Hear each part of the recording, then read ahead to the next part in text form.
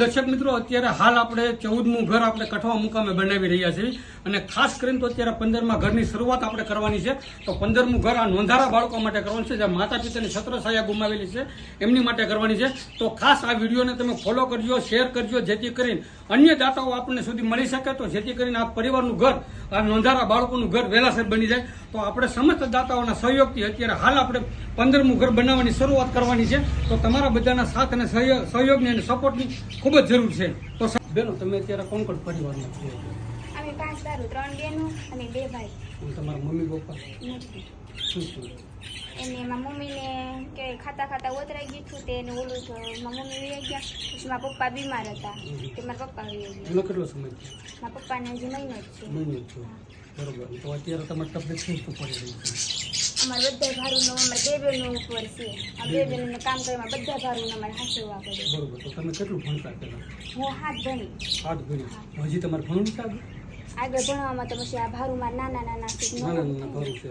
તો તમે અત્યારે હાલ તમે 2 બહેનું થઈને તમે ઘર ભરણ પોષણ કરો છો, તો પછી આ બેન ભણે છે? નહીં, આ પછી 2 બાળકો જ ભણે છે? આ કેટલું ભણે? એક 5મું ભણે ને એક 3જું ભણે। એક 5મું ભણે, 3જું ભણે। તો એને ભણવા માટેની શિક્ષણ ફી ને ચોપડે ને એવું એવું કઈ તો પછી અમારે ઘરે જઈ પૂજી અમે લઈ દઈએ। ઘરે જે પોગે તમે લઈ જાઓ? બાકી સરકારી સ્કૂલમાં ભણે કે પ્રાઇવેટ? સરકારીમાં। તો અત્યારે તમારે શું વધારે મદદની જરૂરિયાત છે? અમારે મદદની જરૂર, આ 2 ભાઈ નાના છે એટલે અમારથી 2 બહેનથી કમાય એટલો અમે કામીએ, કેમ કે તો અમારે ઘર આખો કેમ કે અમારે મકાને નથી, મકાને મારા કાકા। આ મકાન કોના છે? મારા કાકાનું। આ તમારા કાકાના નાના મકાન છે, તમને રહેવા દીધા? રહેવા દીધા, બરોબર। તમારા પપ્પા મમ્મી પપ્પા બે ગયા, તમને રહેવા દીધા। તો અત્યારે હાલ તમારી પાસે જગ્યાની એવું ખરું? જગ્યા છે પણ એક મકાનની છે। એક મકાનની છે, તો કાંઈ વાંધો। તો દર્શક મિત્રો, તો આપણે વાત કરી કે મંજુબેન, સરોગસ મંજુબેન અને સરોગસ ભરતભાઈ, એમના પુત્રો છે। અત્યારે આ 2 બેન જ અહીંયા છે ને એક બેન તો અત્યારે દાડીએ ગઈ, કારણ કે ઘર ભરણ પોષણ હાકડવા માટે અત્યારે દાડી કરવી જરૂરી છે।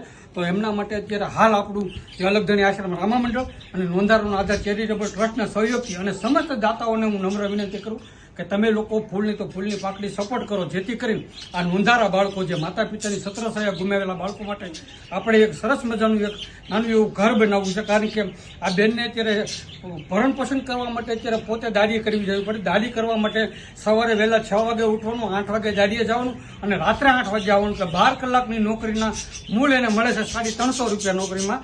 તો ક્યારેક ક્યારેક મળે છે ને ક્યારેક નોકરી નથી મળતી, અને જ્યારે નોકરી ન મળે ને ત્યારે બાળકો ભૂખ્યા સૂઈ જાય છે।